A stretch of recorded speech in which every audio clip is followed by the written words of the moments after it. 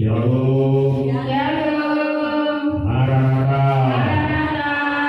Mari kita bersama-sama berdiri. Kita mulai ibadah perayaan Roh Kudus ini dengan mohon pertolongan Tuhan. Pertolongan kita datang dari Tuhan, Pencipta langit bumi dengan segala isinya. Tuhan yang memenuhi kita semua dengan seluruh kepenuhannya. Ibadah raya pada pagi hari ini, pada malam ini, kita tabiskan bersama-sama dengan penuh ucapan syukur di dalam nama Tuhan Yesus Kristus. Turunlah ke atas saudara-saudara sekalian dan terimalah dengan penuh iman dan sukacita Tuhan rahmat, kasih karunia, kuasa dan damai sejahtera dari Tuhan Yesus Kristus. Amin.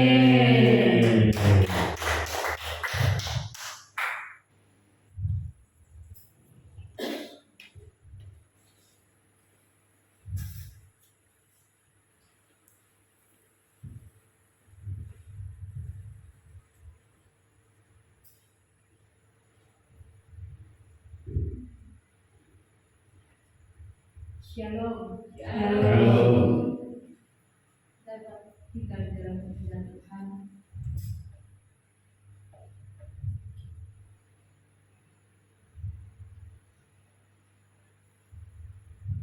Kita akan masuk di dalam ruang yang Maha Kudus. Tuhan sudah memberikan kita Roh Kudus yang senantiasa memimpin dalam hidup kita.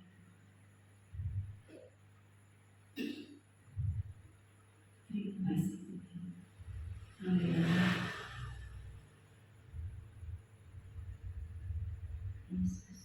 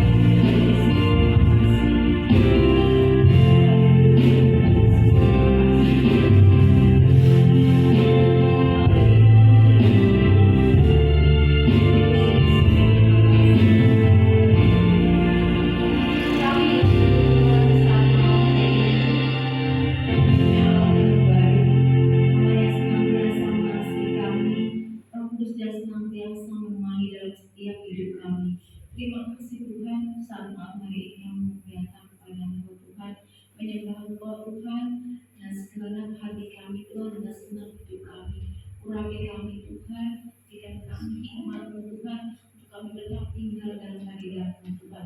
Terima kasih Yesus, pimpin dan urapi pada saat sore hari ini Tuhan. Ya Tuhan, kami bersuka cita, kami bersorak-sorai di dalam nama-Mu. Dalam nama Tuhan kami Yesus Kristus kami berdoa dan mengucap syukur. Haleluya. Amin. Shalom. Ada sukacita saat malam hari ini. Semuanya bersukacita karena Roh Kudus ada di tempat ini menemani kita semua. Roh Allah yang hidup yang menyukakan hati kita.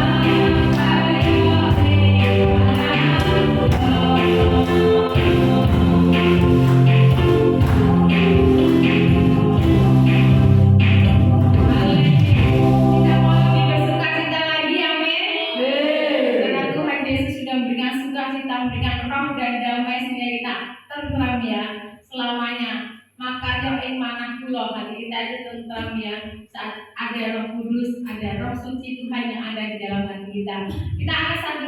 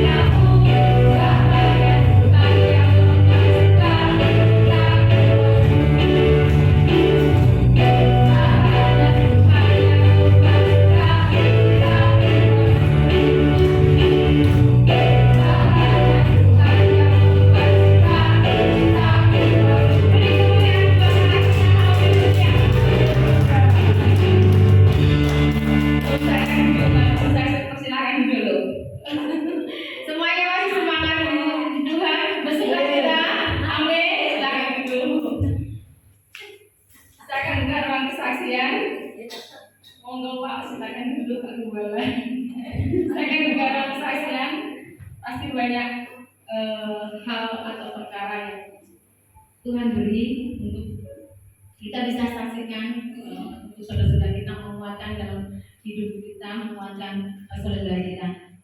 Semua yang menang di dalam Tuhan Yesus, amin. Kita akan satu pujian, ku menang di dalam Yesus Tuhan.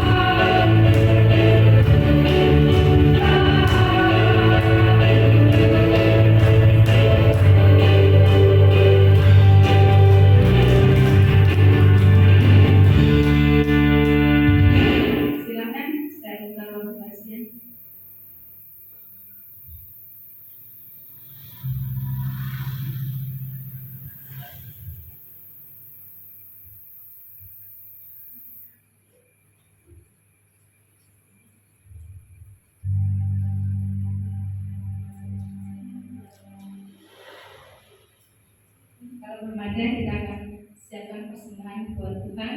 Semoga kita mengucap syukur setiap berkat yang Tuhan sudah berikan.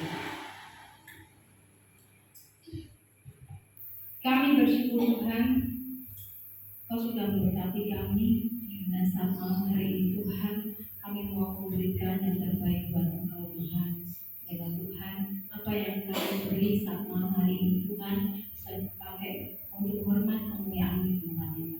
Kuduskan Tuhan, sucikan Tuhan persembahan kami Tuhan. Terima kasih Tuhan, kami mau terus Tuhan untuk memberi yang terbaik buat Engkau. Terima kasih Bapa, terima kasih Yesus, terima kasih Roh Kudus. Tuhan kami Yesus Kristus, kami serahkan setiap persembahan kami. Haleluya, amin. Jangan kamu khawatir.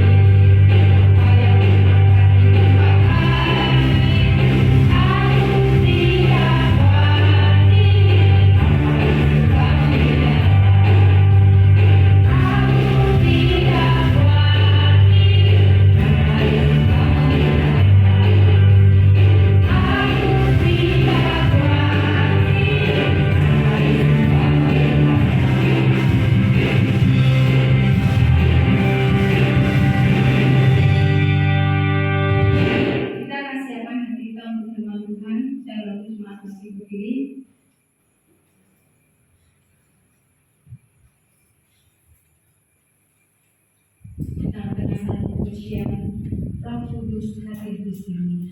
Kita percaya bahwa saat ini Roh Kudus ada di tempat ini. Kita merayakannya dan kita mengucap syukur karena Tuhan tidak meninggalkan kita sendiri, tapi Tuhan memberikan penolong yang setia, penolong yang ada senantiasa bisa ada bersama dengan kita. Roh Kudus.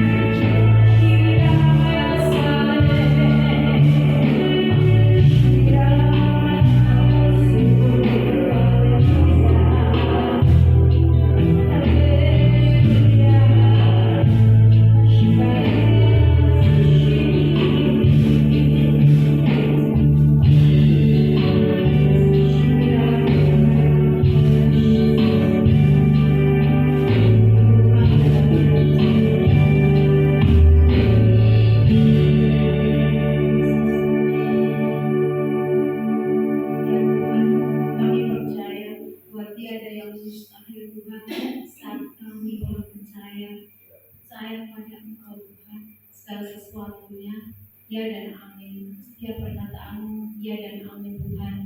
Hanya waktu Tuhan yang paling Tuhan, hanya waktu Tuhan yang membuat kami Tuhan senantiasa percaya Tuhan bahwa Engkau yang apa yang Kau kehendaki yang terbaik dalam hidup kami. Terima kasih Tuhan Yesus, terima kasih kalau saat malam hari ini Tuhan kami mau menerima setiap firman Tuhan. Biarlah Tuhan firman-Mu menjadikan kekuatan di dalam kehidupan kami Tuhan. Biarlah Tuhan kehendak-Mu yang terjadi atas kami Tuhan, sehingga Tuhan kami mampu menjadi anak-anak-Mu yang setia Tuhan. Terima kasih Tuhan Yesus, terima kasih kami juga menyerahkan Tuhan hamba-Mu yang menyampaikan firman-Mu. Biarlah Tuhan setiap perkataan dari hamba-Mu adalah dari Engkau Tuhan, kehendak-Mu yang terjadi Tuhan. Terima kasih ya Bapa, terima kasih Yesus, terima kasih Roh Kudus. Dalam nama Tuhan kami Yesus Kristus kami berdoa dan mengucap syukur. Haleluya, amin. Silakan duduk. Selanjutnya saya silakan kepada Bapak Gembala.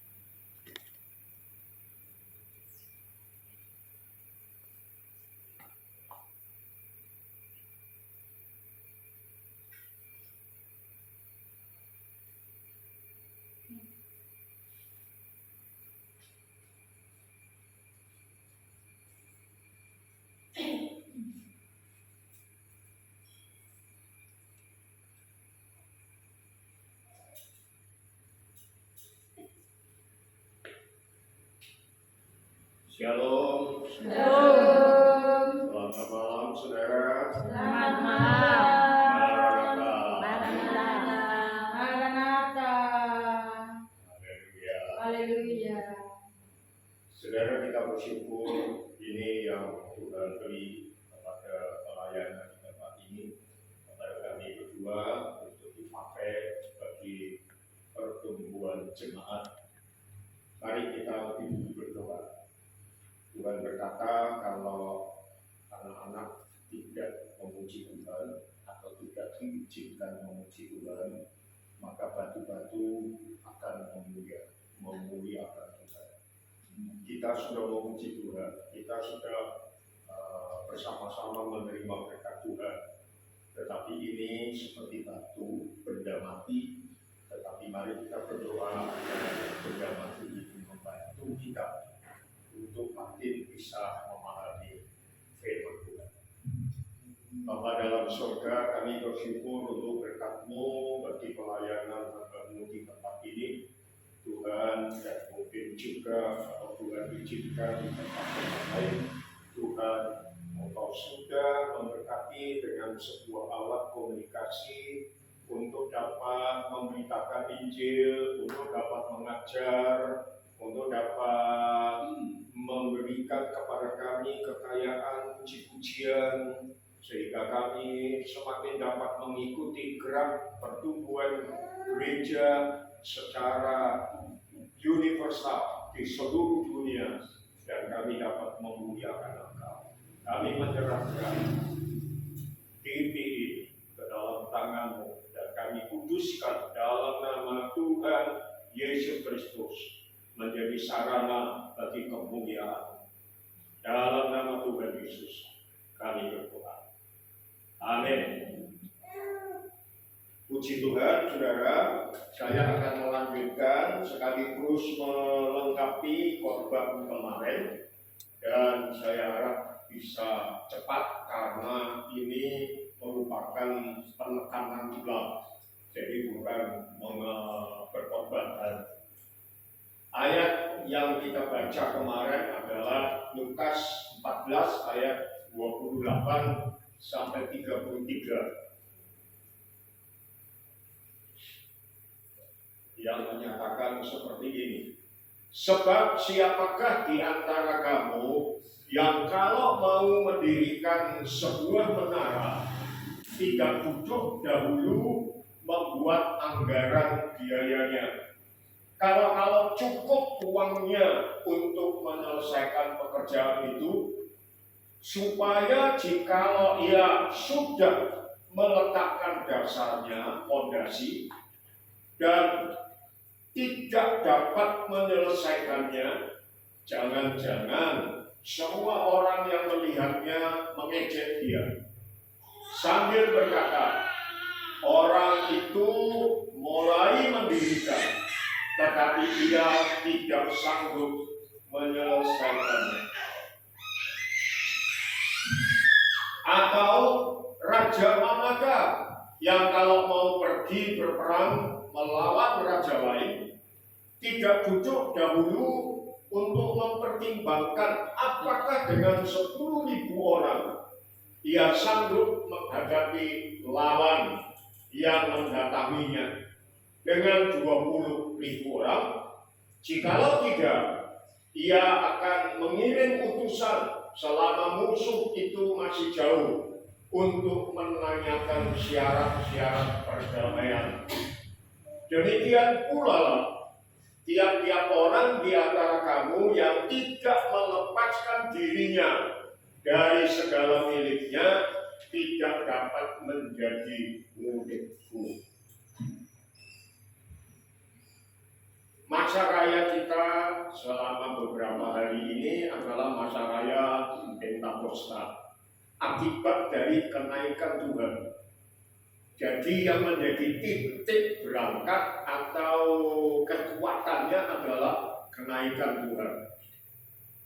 Nah, ayat yang saya sampaikan kemarin sudah menimbulkan pertanyaan, tapi sudah ada jawaban. Apa hubungan mendirikan menara berperang dengan kenaikan Yesus? Tidak ada hubungannya, bukan?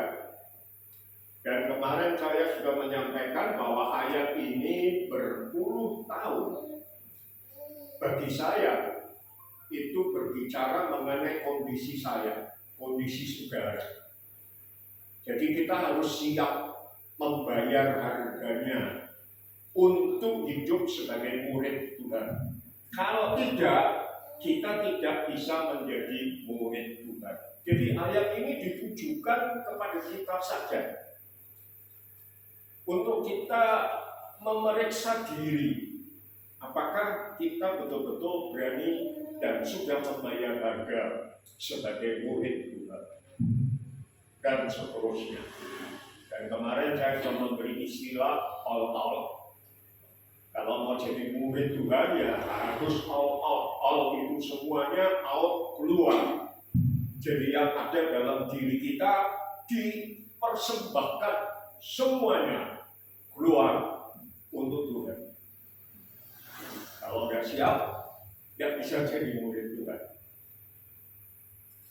Atau tamsuknya itu berani mati, totoan gitu ya.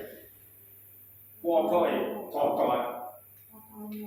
Kemarin saya mendengar kesaksian mengenai Ibu Linawati. Saudara, kalau belajar teologi dan sebagainya, dia itu menyatakan sederhana. Aku tidak terlalu pusing dengan perkembangan teologi. Pokoknya bagi aku Tuhan Yesus itu adalah Tuhan yang hidup, dan aku akan tetap setia kepada Dia selama-lamanya. Dan itu dibuktikan.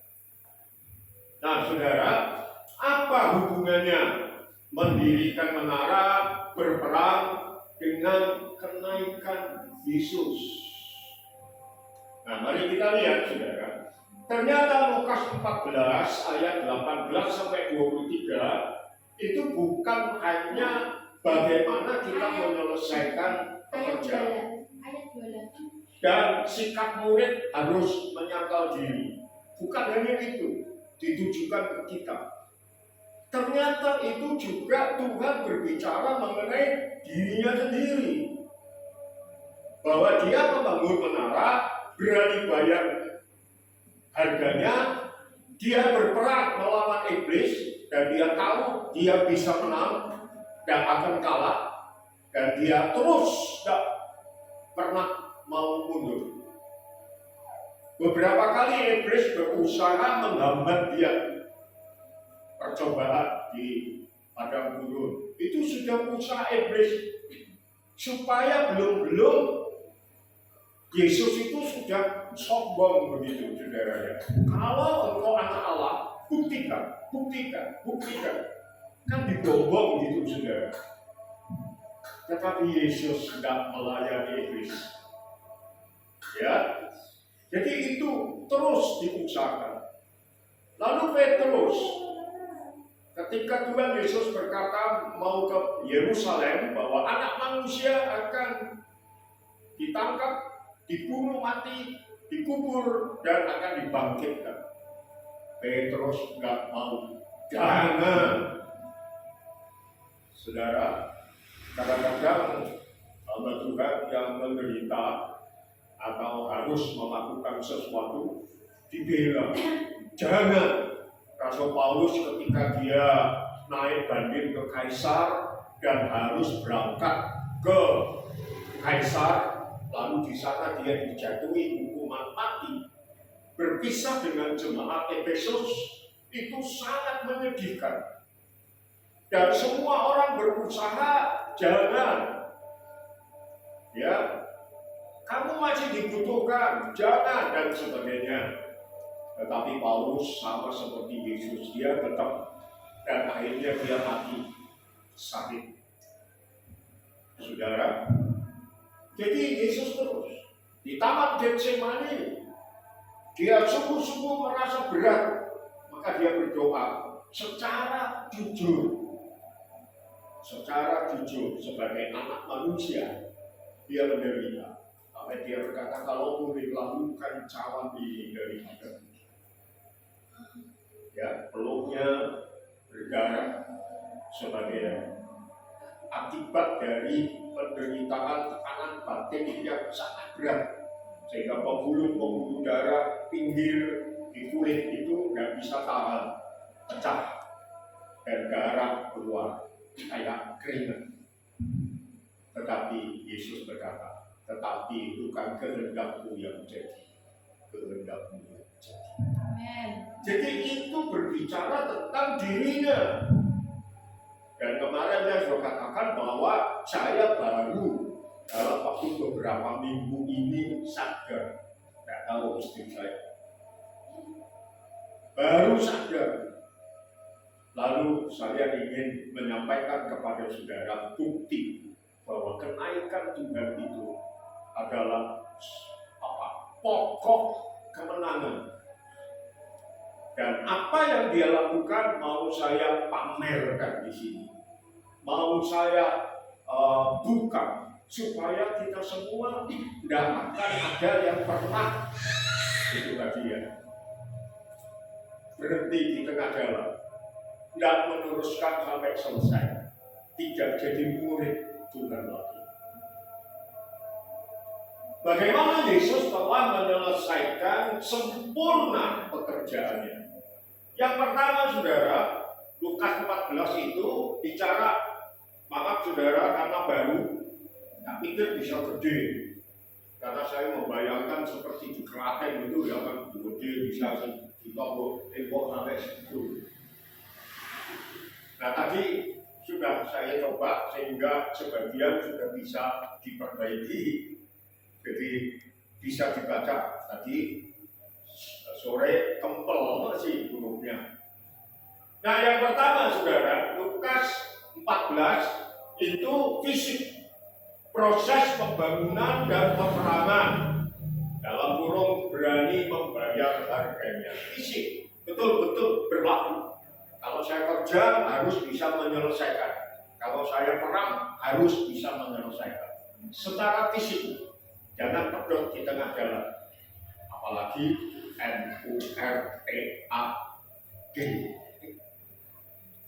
NURTAG.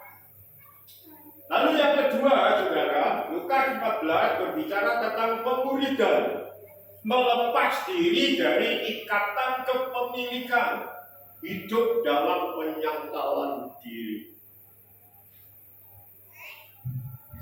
Ya, jadi penyangkalan diri, dirinya sendiri disangkal, pikul salib dan ikut Tuhan. Amin. Lalu yang ketiga, nah itu tak kasih background kuning. Yesus sendiri menyelesaikan sempurna pekerjaannya dan dampaknya pada kita. Jadi Lukas 14 ini ada hubungan yang jelas dengan pelayanan Yesus. Dia menyelesaikan sempurna. Kemarin saya sudah katakan di atas kayu salib dia berkata sudah selesai. Tapi apakah benar sudah selesai hanya di kayu salib matinya? Enggak, dia bangkit. Sudah selesai dengan kebangkitan?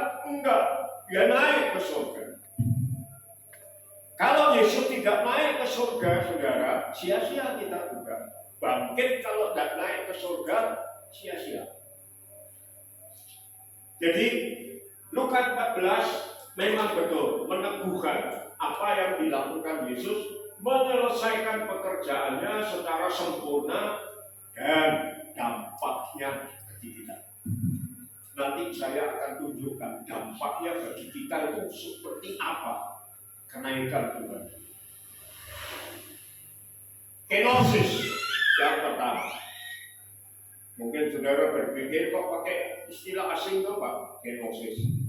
Saya yakin saudara ingat khotbah Natal, tema Natal kita masih dipajang di depan. Kenosis. Ya, artinya kenosis itu ini saudara. Filipi 2 ayat 5 sampai 9. Hendaklah kamu dalam hidupmu bersama menaruh pikiran dan perasaan yang terdapat juga dalam Kristus Yesus. Dia ingin kita pikir dan bersikap seperti Yesus, yang walaupun dalam rupa Allah tidak menganggap kesetaraannya dengan Allah itu sebagai milik yang harus dipertahankan, melainkan telah mengosongkan dirinya sendiri dan mengambil rupa seorang hamba dan menjadi sama dengan manusia. Ayat 7 ini kenosis. Jadi dia tidak mempertahankan kealahannya. Dia rela menjelma menjadi manusia, saudara, mengosongkan dirinya. Bukan saja menjelma menjadi manusia, lalu koyok yo anak manusia sekaligus anak Allah. Wow, tapi dia mengosongkan dirinya. Kemarin Ibu Gembala sudah berkhotbah, Yesus membatasi diri sebagai anak manusia, mengosongkan diri, mengambil rupa seorang hamba dan menjadi sama dengan manusia, persis seperti yang saudara alami, dia alami. Itu yang dilakukan pertama, kenosis. Dan dalam keadaan sebagai manusia, ia telah merendahkan dirinya dan taat sampai mati, bahkan sampai mati di kayu salib. Itulah sebabnya Allah sangat meninggikan dia dan mengaruniakan kepadanya nama di atas segala nama. Ini yang dilakukan oleh Tuhan. Pertama, kenosis, mengosongkan dirinya menjadi hamba. Padahal dia Tuhan di atas segala Tuhan. Tuhan di atas segala Tuhan. Tapi rela mengosongkan diri sebagai hamba. Dan rela mati. Itu dilakukan untuk kita. Allah tanjuknya semuanya rela bersedia mati untuk Tuhan, untuk menyelesaikan tugasnya, untuk keselamatan saudara. Sudah ya, kenosis, kita tidak bicara soal Natal. Karena masa raya di Alkitab tidak ada masa raya Natal. Sekarang Paskah. Setelah kenosis dia hidup di dunia 33,5 tahun. Saudara, lalu Paskah. Ayatnya ini. 1 Korintus 5 ayat 7 sampai 8. Buanglah ragi yang lama itu, supaya kamu menjadi adonan yang baru, sebab kamu memang tidak beragi. Sebab anak domba Paskah kita juga telah disembelih, yaitu Kristus. Ini Paskah. Rela mati. Karena itu marilah kita berpesta, bukan dengan ragi yang lama, bukan pula dengan ragi keburukan dan kejahatan, tetapi dengan roti yang tidak beragi, yaitu kemurnian dan kebenaran. Dari kenosis dia terus, tidak mundur. Paskah. Apalagi saudara, sebelum dia melakukan lebih jauh, maka jauh sebelumnya dia sudah mengatakan siap mendirikan jemaatnya. Orang yang mendirikan menara harus siap dengan harganya. Yesus mendirikan apa? Mendirikan jemaat. Saudara dan saya adalah jemaat, didirikan oleh karena Yesus Kristus. Lalu Yesus bertanya kepada mereka, tetapi apa katamu? Siapakah aku ini? Maka jawab Simon Petrus, engkau adalah Mesias, Anak Allah yang hidup. Kata Yesus kepadanya, berbahagialah engkau Simon bin Yunus, sebab bukan manusia yang menyatakan itu kepadamu, melainkan Bapakku yang di sorga. Dan aku pun berkata kepadamu, engkau adalah Petrus, dan di atas batu karang ini aku akan mendirikan jemaatku, dan alam maut tidak akan menguasainya. Aku akan mendirikan jemaatku, saudara dan saya, dan alam maut tidak akan menguasainya. Tuhan tidak mendirikan sebuah agama. Kristen itu sebetulnya bukan sebuah agama, tetapi hidup kekristenan sebagai murid Tuhan. Ya, jadi dia mendirikan jemaat, saudara dan saya, gereja. Selama Yesus hidup tidak ada istilah Kristen. Istilah Kristen itu baru muncul di Antioquia dalam pelayanan Rasul Paulus. Orang-orang yang tidak senang mengatakan Kristen itu bukan dari Yesus, tapi dari Paulus. Lalu kamu tahu nggak Paulus itu siapa? Paulus itu yang membenci Yesus dan membunuh murid-muridnya. Dipotong ceritanya. Tidak sadar bahwa Paulus sudah bertobat. Lalu baru di Antioquia, murid-murid disebut Kristen. Bukan agama Kristen, Kristen. Kristen itu artinya pengikut Yesus Kristus. Jadi bukan agama Kristen. Dan kata Kristen yang pertama muncul itu sebetulnya juga dipakai sebagai ejekan. Di Kristen. Karena arti yang menjengkelkan, yang merendahkan. Kristen itu diartikan sebagai anteknya Yesus Kristus. Ya, antek itu berarti pengikut gedimbal. Kepadamu akan kuberikan kunci kerajaan surga.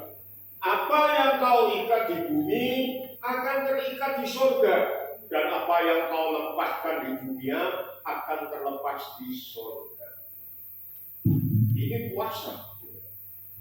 Kepada saudara diberikan kunci kerajaan surga. Yang kita ikat di bumi terikat di surga. Yang kita lepaskan di bumi terlepas di surga. Kuasa. Berarti itu kita pakai untuk berperang melawan iblis. Dan Tuhan memberi itu kepada saudara dan saya. Jadi itu janji Tuhan. Pernyataan Tuhan akan mendirikan jemaat. Lalu setelah Paskah, kenaikan Yesus. Kisah Rasul KPR itu kisah para rasul. 1 ayat 8-11. Tetapi kamu akan menerima kuasa kalau Roh Kudus turun ke atas kamu, dan kamu akan menjadi saksiku di Yerusalem dan di seluruh Yudea dan Samaria dan sampai ke ujung bumi. Sesudah ia mengatakan demikian, terangkatlah ia, disaksikan oleh mereka, dan awan menutupnya dari pandangan mereka. Kemarin Ibu Gembala sudah mengatakan sebelum dia naik ke surga atau sementara dia berpisah atau perpisahan dengan murid-murid, dia mengangkat tangan. Sementara dia mengangkat tangan, dia terangkat naik, memberkati. Dan berkatnya apa, saudara? Kalau saudara baca yang di Kisah 1 ayat 8 adalah Roh Kudus turun ke atas kamu, dan kamu akan menjadi saksiku di Yerusalem dan di seluruh Yudea dan Samaria dan sampai ke ujung bumi. Jadi Tuhan memberkati kita dengan kuasa dinamik. Itu seperti dinamik yang meledakkan segala saya. Itu berkat Tuhan. Jadi bukan hanya materi pasti diberkati. Kalau saudara baca Efesus, dulu saya sudah khotbahkan, kita diberi berkat-berkat dari surga. Jumlahnya belasan, tetapi ini kuasa. Saudara, kunci kuasa luar biasa. Jadi kalau seringkali kita dengar kalau memberi seseorang itu yang miskin, yang tidak berdaya, jangan hanya memberi ikan, tapi kasih pancing. Karena kalau ikan yang diberikan dimakan habis, lapar lagi. Tapi kalau dikasih pancing, dia bisa mati kapan saja dapat ikan untuk dimakan. Ini kunci. Ini pancing, saudara. Ya, Tuhan memberi kita kuasa, dan dengan kuasa itu kita sanggup melakukan hal-hal yang tidak mungkin menjadi mungkin. Amen. Tadi kita sudah nyanyi. Roh Kudus, hadir di sini, mengalir di tempat suci di bait suci, dan seterusnya. Ya. Ketika mereka sedang menatap ke langit waktu ia naik, tiba-tiba berdirilah dua orang yang berpakaian putih dekat mereka dan berkata kepada mereka, "Hei, orang-orang Galilea, mengapakah kamu berdiri melihat ke langit?" Goblok. Saking sudah diceritakan ya, saking kagumnya tersepona.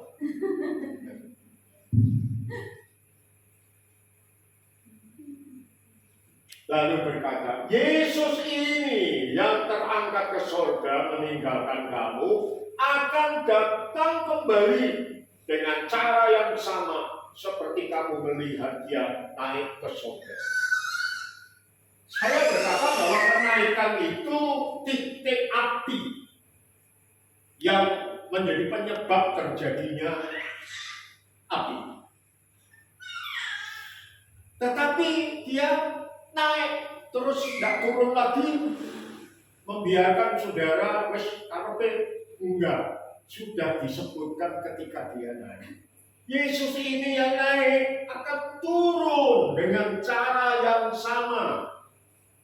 Dan nanti kita akan melihat saudara-saudara bahwa dampak Yesus itu bukan hanya pada saat dia naik, walaupun itu yang paling besar, itu yang paling menentukan, itu yang sudah memukul hancur kerajaan iblis, dosa dan sebagainya. Tetapi dia nanti akan datang kembali menjemput saudara. Amin.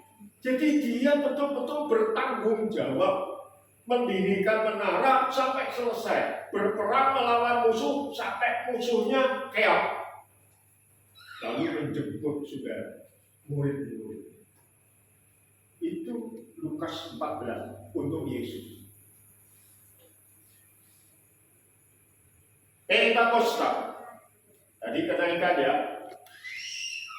kenosis, Paskah, kenaikan, sekarang Pentakosta.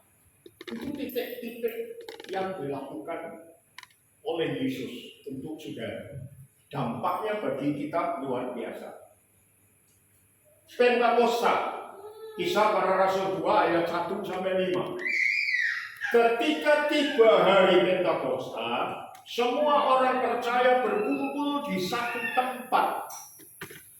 Tiba-tiba turunlah dari langit suatu bunyi seperti tiupan angin keras yang memenuhi seluruh rumah di mana mereka duduk, dan tampaklah kepada mereka lidah-lidah seperti nyala api yang bertebaran dan hinggap pada mereka masing-masing. Mereka berkata, Yesus ini yang naik ke surga, dia akan turun dengan cara yang sama. Yesus juga berkata, aku akan pergi, tetapi tidak membiarkan kamu yatim piatu.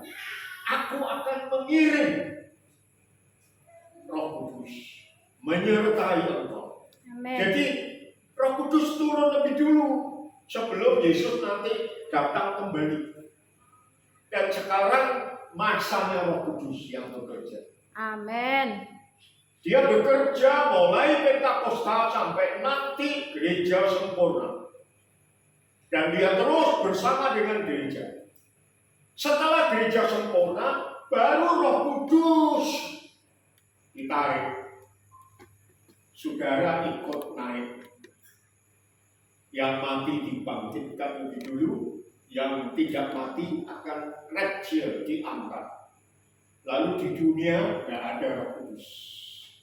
Jadi orang-orang Kristen yang tidak ikut naik dan ketika mati dia dalam keadaan tidak setia kepada Tuhan dan melawan Tuhan tanpa penyesalan, tidak ikut. Saudara, dunia pada waktu itu Roh Kudus diangkat. Sehingga saudara bisa lihat masa antikris itu Roh Kudus sudah nggak ada. Jadi kalau ada orang Kristen yang masih tinggal di dunia sampai antikris berkuasa, tidak bisa minta pertolongan Roh Kudus. Dia bisa selamat dengan membayar dengan nyawanya. Masih percaya di surga? Kalau tidak percaya, saudara langsung ditok 666 jadi pengikut iblis. Tidak bisa bertobat. Tapi kalau saudara tetap percaya, ya. Jadi tidak ada Roh Kudus, saudara. Roh Kudus sudah ikut naik bersama dengan gereja. Di dunia nggak ada Roh Kudus. Jadi orang-orang Kristen yang ketinggalan, dia tidak bisa berkata, Roh Kudus ada di sini, mengalir di bait suci. Gak bisa. Mereka ingin mati, tapi tidak bisa mati. Samsara, saudara. Karena itu ayo ya, jemaat di luar, ayo, jangan ada yang teri. Amin. Amin. Terus, jadi janji Tuhan betul. Dia menggenapi, dia bertanggung jawab, dia membayar harga, bertanggung jawab penuh. Aku tidak membiarkan engkau yatim piatu. Roh Kudus dicurahkan. Dia ada di sini. Maka penuhlah mereka dengan Roh Kudus. Lalu mereka mulai berkata-kata dalam bahasa-bahasa lain seperti yang diberikan oleh Roh itu kepada mereka untuk mengatakannya. Waktu itu di Yerusalem dia orang-orang Yahudi yang saleh dari segala bangsa di bawah kolongan. Bukti kita dipenuhkan dengan Roh Kudus adalah berbahasa roh. Itu tanda. Ada gereja yang berkata orang bisa bahasa roh. Tidak semua orang berbahasa roh. Karena karunia berbahasa roh itu adalah karunia salah satu dari 9 karunia. Saya tidak akan bisa menjelaskan panjang lebar, itu perlu waktu khusus untuk mengajar, saudara. Bahasa roh sebagai tanda kita dipenuhi dengan Roh Kudus berbeda dengan bahasa roh sebagai karunia. Beda. Semua orang itu berbahasa roh. Penuhlah mereka dengan Roh Kudus. Mereka berapa orang? 120 murid. Semua. Dalam ibadah ada pendeta yang berkata kalau ibadah tidak boleh baca roh. Kacau. Itu naik sendiri-sendiri di rumah baca roh. Lalu pakai Rasul Paulus firman-Nya yang disalah mengerti. Untuk mengajar, aku tidak akan berbahasa roh. Lalu dipakai Rasul Paulus saja tidak pakai bahasa roh dalam ibadah. Untuk mengajar.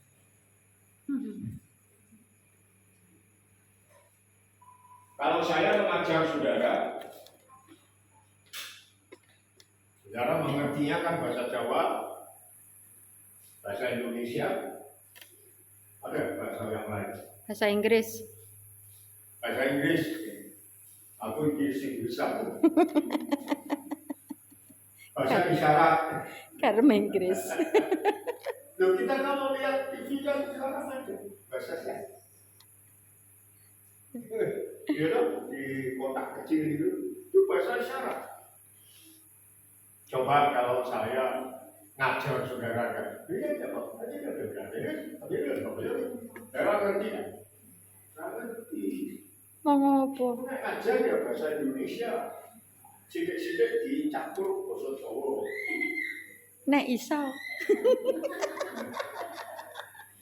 Nek lalali. Tapi disalahgunakan di dalam orang itu orang sendiri nggak pakai bahasa roh.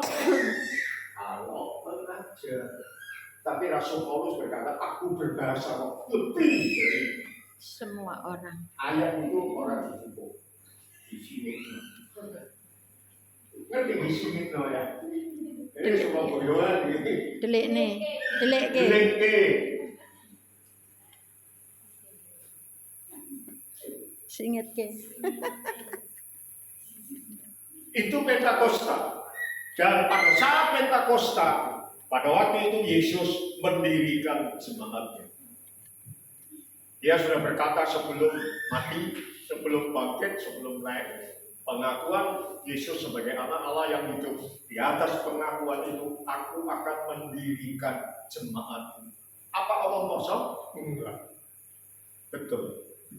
Efesus 4 ayat 8 sampai 16. Untuk doa ya, tapi aku baca Pak. Itulah sebabnya kata Nas, tatkala ia naik ke tempat tinggi kenaikan,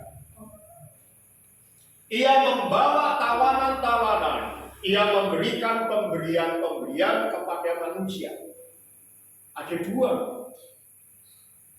Yang satu tawanan, kemarin sudah kasih drama itu ya, yang tawanan di rantai, lalu nanti dibunuh juga, tapi ini dipakai kilo, saya tak paham. Tetapi juga dia memberi pemberian. Itu gereja dibeli. Bukankah ia telah naik berarti bahwa ia juga telah turun ke bagian bumi yang paling bawah? Ia yang telah turun, ia juga yang telah naik jauh lebih tinggi daripada semua langit untuk memenuhkan segala sesuatu. Saya sambil ngetes saudara ya, yang sampai di sini bisa baca jelas. Tidak. Jelas. Ya, kalau tadi siang aku nggak coba, saudara hanya lihat huruf tempel. Nah ini saudara kecil ya. Dan ialah yang memberikan baik rasul-rasul maupun nabi-nabi, baik pemberita-pemberita Injil maupun gembala-gembala yang mengajar dan pengajar-pengajar untuk memperlengkapi orang-orang kudus bagi pekerjaan pelayanan, bagi pembangunan tubuh Kristus, pembangunan. Jadi Yesus mendirikan gereja, saudara dan saya ikut membangun. Sampai kita semua telah mencapai kesatuan iman dan pengetahuan yang benar tentang anak Allah, kedewasaan penuh, dan tingkat pertumbuhan yang sesuai dengan kepenuhan Kristus. Sehingga kita bukan lagi anak-anak yang diombang-ambingkan oleh rupa-rupa angin pengajaran dan oleh permainan palsu manusia dalam kelicikan mereka yang menyesatkan.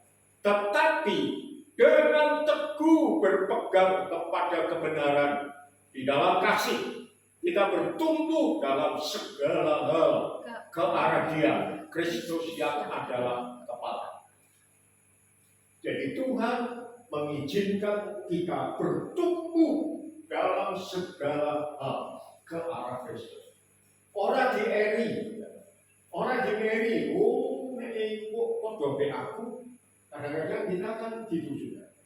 Nah, ada orang yang berhasil mulai naik, kita dalam hati berdedek gitu ya. Wah, nyanyi aku deh.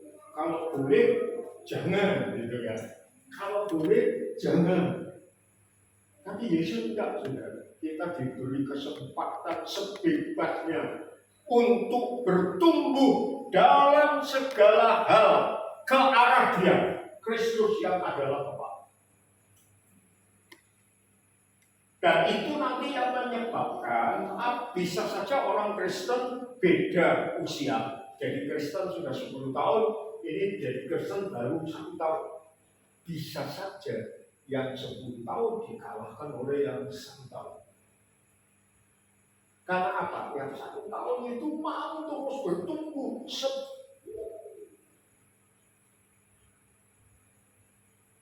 sebanyak-banyaknya ke arah Kristus. Nah, kalau itu terjadi, nah saudara yang 10 tahun, ya, salah itu. Jelas ya?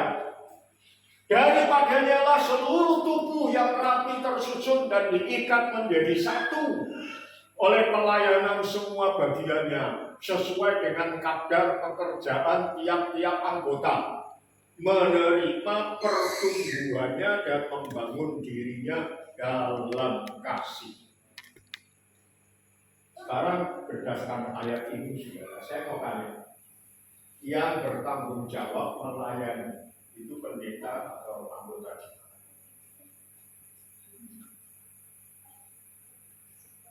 Umumnya orang berkata begini, kan misalnya pendeta, semua pendeta yang melayani. Enggak, saudara. Pendeta memperlengkapi, saudara. Saya diberikan dunia mengajar. Saya memperlengkapi supaya dengan mengajar kali ini, saudara makin paham, tidak mudah disesatkan. Hati-hati, sekarang banyak pengajaran palsu. Mungkin saudara sempat dengar ya, ada Kristen progresif. Hati-hati.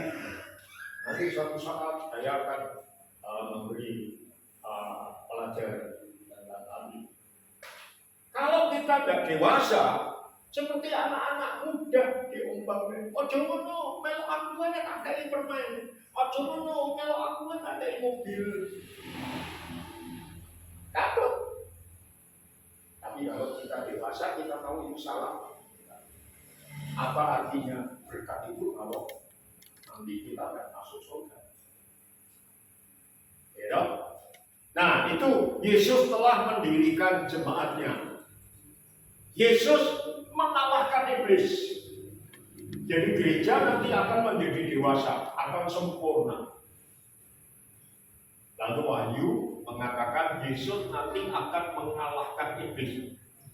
Wahyu 20 ayat 7 sampai 10. Dan saya tak jelas sih. Loh, katanya iblis sudah dikalahkan, Pak. Pada waktu Yesus mati, bangkit, naik. Tapi Yesus masih diberi kebebasan. Iblis. Iblis yang diberi kebebasan. Iblis. Bukan Yesus. Oh ya, diberi kebebasan. Seperti singa yang masih bisa mau, tapi gigi sombong. Ya. Nah itu. Iblis akan dilepaskan dari penjaranya dan ia akan pergi menyesatkan bangsa-bangsa pada keempat penjuru bumi, yaitu Gog dan Magog, dan mengumpulkan mereka untuk berperang, dan jumlah mereka sama dengan banyaknya pasir di laut.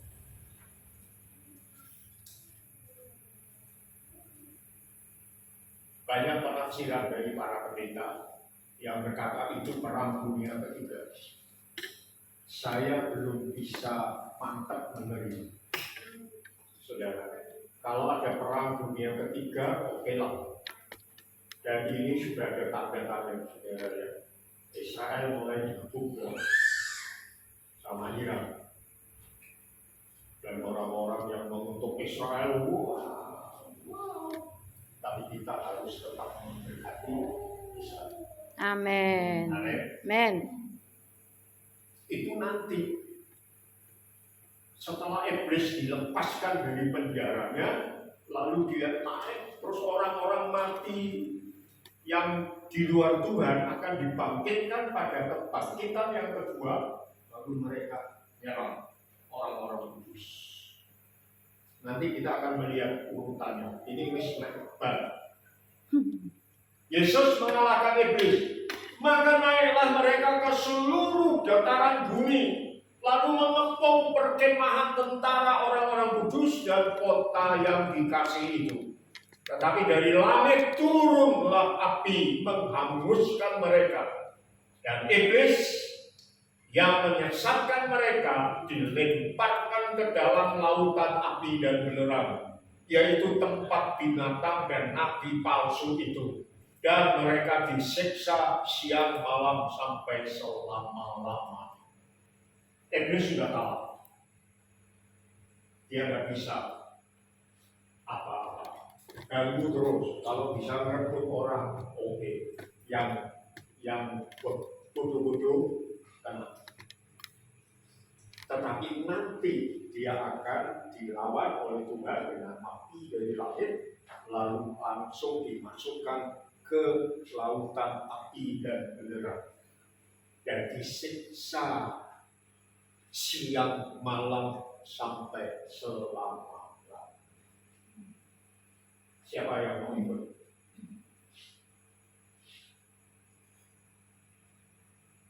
Gak ada ya? Nggak. Ikut Yesus. Men. Nah, sekarang selesai. Ini penutup, maksudnya gambar ini ada banyak, tapi ini penutupan. Yesus menyelesaikan sempurna pekerjaan Bapaknya, dan dampaknya pada kita itu apa? Ini kesimpulan, saudara, dari yang saya ajarkan tadi. Yang pertama, Lukas 14 ayat 28 sampai 33 tadi kan dibuka dengan itu. Pendirian menara dan memenangkan peperangan. Lalu setelah itu kenosis, pasca, kenaikan, Pentakosta. Ya ini ada perubahan, saudara. Tidak terdeteksi oleh saya karena tadi sementara saya sudah memperbaiki semua huruf pakai putih itu semua ada di kotak biru. Jadi saya sudah tahu. Tetapi ketika saat ini ditampilkan ternyata lebih besar. Jadi ada huruf putih yang keluar kena di daerah putih. Kalau saya tahu dari tadi, maka yang putih di daerah putih itu pasti tak kasih warna. Tapi bisa lihat ya, kenosis, pasca, kenaikan, Pentakosta. Tadi sudah saya sampaikan ya, urut-urutannya ya. Terus jemaat lahir, gereja lahir, diperlengkapi apa? Buah dan karunia Roh Kudus. Roh Kudus turun, gereja diperlengkapi, Bapak memberi kasih karunia yang luar biasa, itu pemberian dari Bapak. Yesus memberi 5 jabatan, termasuk gembala. Ya, 5 jabatan itu adalah rasul, penginjil,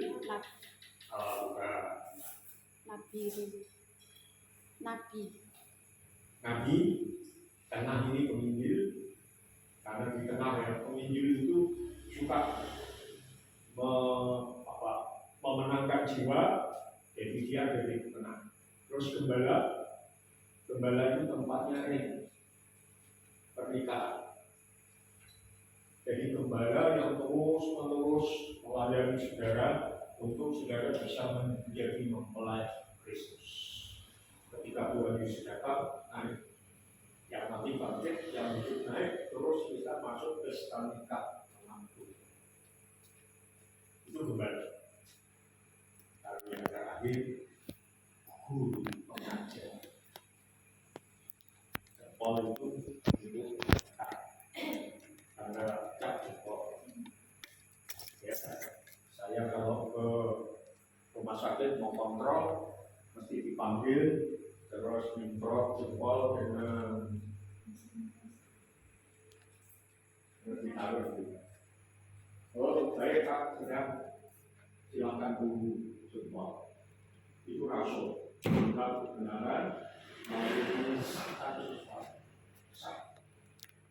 Lalu yang kedua, ini Nabi itu suka tunjuk kalau kita berdosa, Nabi yang paling tahu. Ya, kalau berdosa, ya, berzina dengan Bathsheba, membunuh Uria, orang nggak tahu, tapi Nabi Nathan. gimana? Oh, harus duit kembali, harus duit domba, cek produk, mau ngapain? Dia apa? Pakai ini.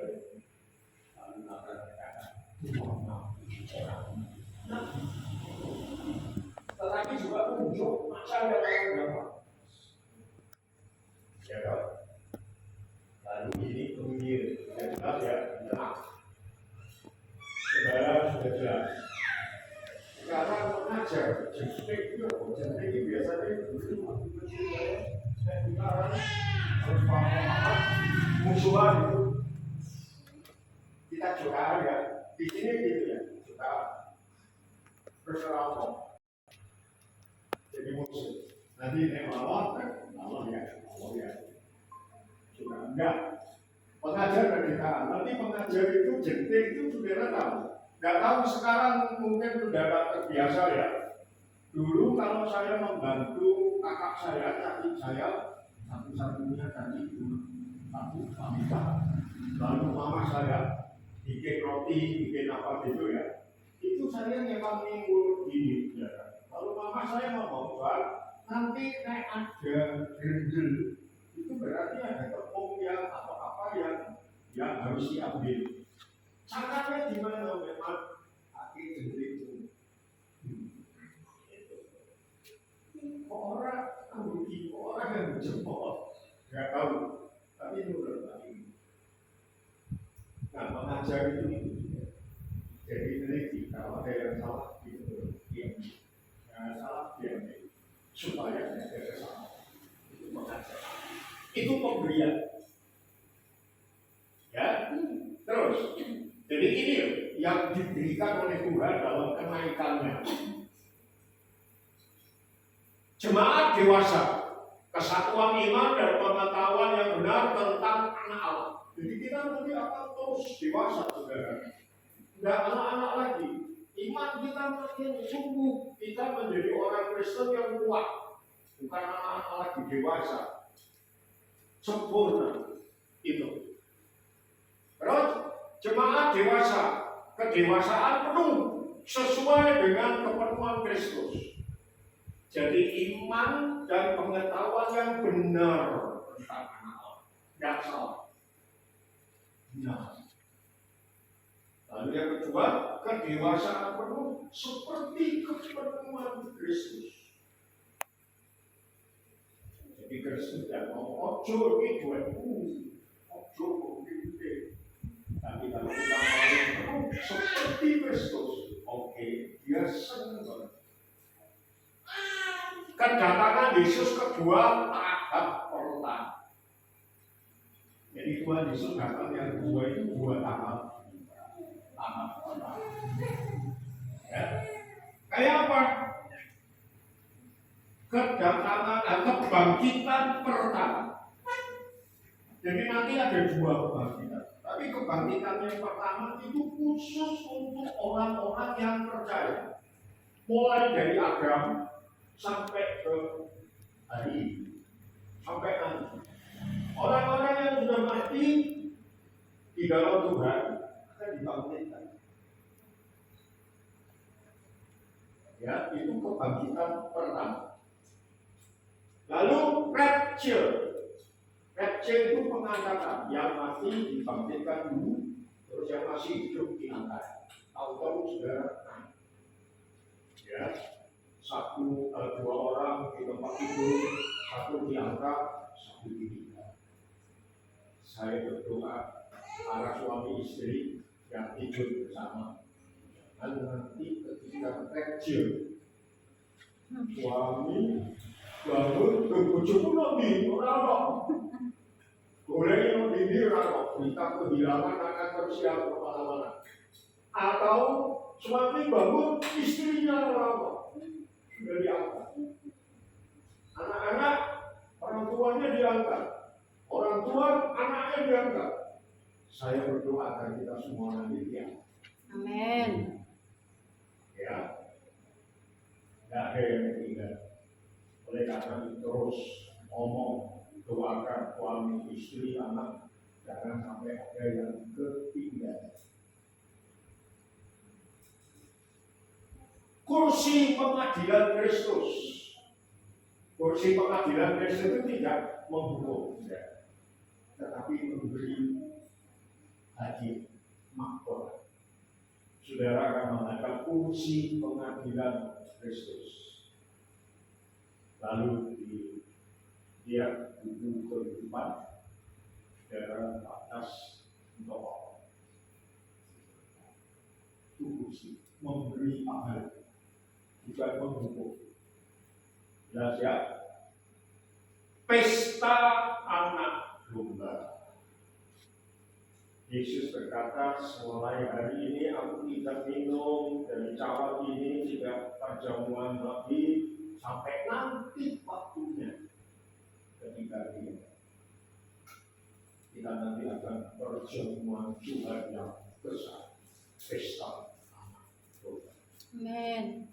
Wow. Terus tribulation, masa kegenapan antikris di dunia. Ini masa aniaya besar. Ada yang berkata 7 tahun, ada yang berkata 3,5 tahun. Saya diajar sejak masuk sekolah Alkitab 3,5 tahun. Tapi yang ingin saya sampaikan, saudara, kita tidak perlu ribut-ribut ngurus 7 tahun atau 3,5 tahun. Kenapa? Karena kita sudah tidak di situ. Roh Kudus sudah diangkat, kita tidak tinggal. Tinggal ya, 3,5 tahun cuma cepat daripada 7 tahun. Tetapi apa bedanya 3,5 sampai 7 tahun kalau di aniaya ini? Kita tidak perlu itu, karena kita sudah lepas, sudah naik. Amin. Lalu antikris dan nabi-nabi palsu dimusnahkan. Setelah masa aniaya selesai, mereka dimusnahkan. Antikris dan nabi palsu. Iblisnya belum. Jadi antikris dan nabi palsu itu sejajar dengan iblis. Iblis itu selalu meniru Tuhan. Tuhan kita Tritunggal, Bapa, Anak, Roh Kudus. Satu di dalam tiga, tiga dalam satu. Iblis niru, iblis punya dirinya sendiri, iblis, antikris, nabi palsu. Tapi yang dua tidak dibinasakan, dimusnahkan. Milenium, kerajaan 1000 tahun sudah. Jadi itu di bumi, ya. Pengangkatan dan sebagainya itu kita ada di awan-awan rupiah. Tapi setelah masa antikris selesai, kita semua dulu kedatangan Tuhan yang kedua. Ingat, tahap kedua itu Tuhan turun bersama dengan gereja. Jadi kita kan naik dong bersama dengan Tuhan. Lalu pesta anak domba dan sebagainya di bumi antikris. Lalu setelah antikris selesai dibinasakan, kita turun. Tuhan Yesus datang yang kedua, tahap kedua, kita ikut. Tuhan datang dengan orang-orang kudusnya. Saudara dan saya yang naik, yang bangkit, bangkitan pertama akan hidup. Lalu hidup di dunia yang sudah tidak ada sakit, tidak ada kubur, tidak ada rumah sakit, adanya rumah sehat, dan seterusnya. Jadi ingat, kita nanti dulu ketika Tuhan Yesus datang kedua, tahap kedua. Itu tadi kan datang kedua, tahap pertama. Yang maksud itu ya. Ya, lalu ini kebangkitan kedua. Kedatangan Yesus yang datang itu kedua, tahap kedua. Apa yang terjadi? Kebangkitan kedua. Jadi orang-orang mati yang dibuat Tuhan, yang tidak percaya Yesus akan bangkit. Beda dengan kita. Dan dia akan dihukum ketika tidak dilakukan. iblis dilepaskan. Nah, pada waktu 1000 tahun damai, itu iblis ada di mana? Iblis dibelenggu, diikat, di lubang yang tak terduga dalam. Jadi dunia tidak ada iblis lagi. Yang ada Tuhan bersama kita, Roh Kudus bersama kita datang lagi. Dia di bumi 1000 tahun memerintah bersama-sama dengan Tuhan. Presiden kan cuma 2 kali, 2 periode, 10 tahun. Besok kita akan memerintah bersama-sama dengan Tuhan 10 tahun kali 100. 1000 tahun. Tambah beda. Ya. Terus. Mereka menyerang orang-orang kudus. Jadi ketika dia dibangkitkan, kebangkitan yang kedua, iblis dilepas dari lubang yang tak terduga dalamnya, lalu iblis bersama dengan orang-orang yang akan masuk ke neraka. Dan kebangkitan kedua itu orang-orang kudus. Tetapi api akan turun dari langit menghanguskan mereka. Terus iblis dan pengikutnya dilempar ke dalam lautan api dan belerang. Mari kita berdoa, jangan sampai kita ada di sini. Amin. Selamatkan diri, selamatkan keluarga. Jangan sampai ada yang di sini. Dan pegang janji Tuhan. Ketika diselamatkan, aku dan seluruh keluarga.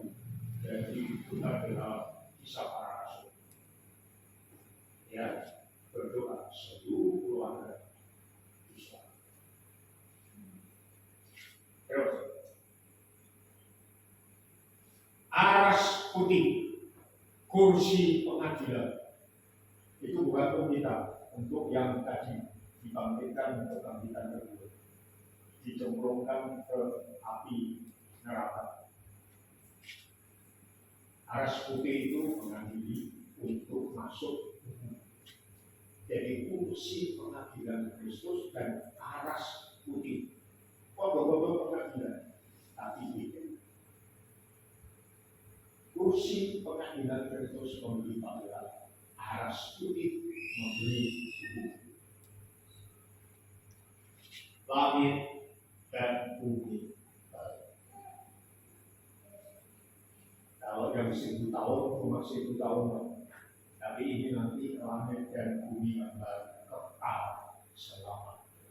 Amin. Haleluya. Amin. Nah, kesimpulannya saudara, kenapa saya mengajar ini? Itu kan dampak dari kenaikan kita. Dia bukan dibangun, lalu ditinggal para rampung. Dia bukan berperang, lalu ditinggal prajurit mati aku pergi. Dia membangun saudara dan saya tanggung jawab sampai selesai. Dia berperang tanggung jawab sampai musuh kita dikalahkan masuk api neraka. Dan tidak ada yang bisa membantu. Itu tanggung jawabnya dipenuhi semua. Oleh karena itu sangat pantas kalau dia Tuhan, memang dia Tuhan, kita percaya dan mau menerima dia sebagai Tuhan. Karena hanya dia yang bisa seperti itu. Tidak ada yang lain. Satu-satu. Saya tidak mau membagi diri.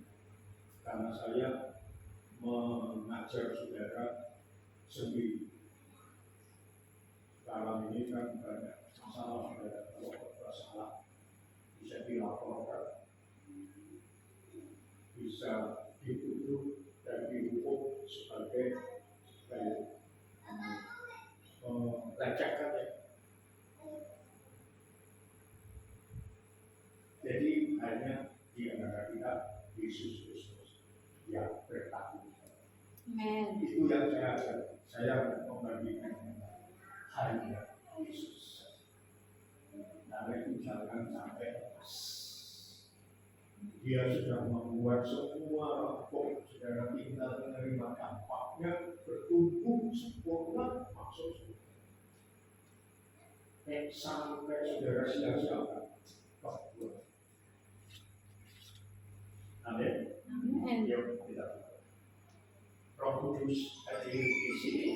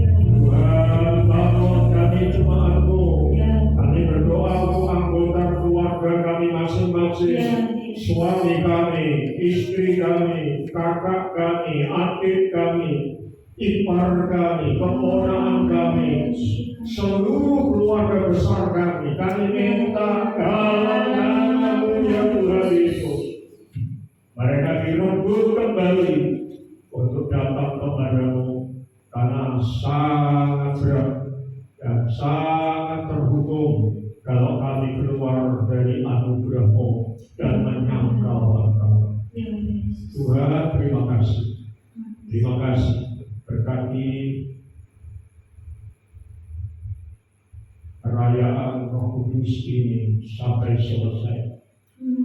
Urapi kami semua, baik yang mengajar maupun semua yang belajar bersama-sama ya Tuhan. Engkau campur tangan dan terus menjaga, membentengi hidup kami, sehingga kami tetap ada di hadapan-Mu untuk seterusnya dan selama-lamanya. Segala kelemahan-kelemahan kami taruh di bawah kaki-Mu, Tuhan, dan bantu kami, supaya pada saat yang lemah, justru saat itu kami bersandar kepada kekuatan-Mu, sehingga kami dapat berkata seperti Rasul Paulus yang menyampaikan firman-Mu, bahwa di dalam kelemahanlah ada kekuatan kami. Terima kasih Bapa, dengan Tuhan, dalam nama Tuhan Yesus Kristus. Amin. Tuhan berkati. Besok jam 6 kita datang lagi acara yang lain ya, dan kami akan bergantian. Dalam untuk sementara ini mungkin beberapa tahun juga ya, setelah kita dilayani Pak Petrus Bapak dari Surabaya, kita tidak mengundang pendeta dari luar untuk melayani perayaan Roh Kudus. Kita berdoa supaya jemaat tetap bisa tumbuh dan kita belajar bersama. Amin. Saya juga banyak belajar. Buktinya Lukas 14 itu saya baru tahu. Itu bukan hanya untuk kita, tetapi itu Tuhan Yesus sendiri. Karena kita cerita, dia berpikir dan mengerti. Jadi yuk kita belajar bersama. Tuhan memberkati. Yuk kita berdiri. Saudaraku yang terkasih, mari kita sebagai sesama murid belajar bersama untuk bertumbuh bersama di dalam Tuhan sampai ke dalam Tuhan yang kedua, tahap pertama. Tuhan memberkati. Terimalah kasih karunia dan damai sejahtera dari Tuhan Yesus Kristus.